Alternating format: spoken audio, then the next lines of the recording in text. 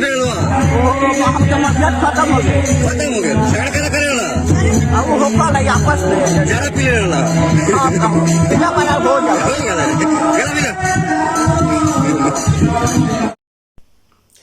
नमस्कार दोस्तों, मेरा नाम विवेक कुमार है और आप देख रहे हैं ताजा न्यूज भोजपुरी। दोस्तों, आप सभी को बता दें, कई दिनों से मनी मिराज और झगड़ू महतो के बीच काफ़ी ज़्यादा विवाद बढ़ गया था। झगड़ू महतो मनी मिराज पे आरोप लगाते थे कि वो मुझे कुछ पैसा नहीं देते थे, सिर्फ काम करवाते थे, और मनी मिराज झगड़ू महतो पे आरोप लगाते थे। लेकिन फाइनली दोनों के बीच में समझौता हो गया है और फिर से झगड़ू महतो मनी मिराज के साथ काम करने वाले हैं। दोस्तों, आप सभी को बता दें, इन दोनों का जो भी विवाद था सारा के सारा खत्म हो चुका है और मनी मिराज और झगड़ू महतो फिर से एक साथ काम करने वाले हैं। दोस्तों, मनी मिराज और झगड़ू महतो दोनों में से किसका कॉमेडी सबसे ज़्यादा पसंद करते हैं? कमेंट करके जरूर बताइए।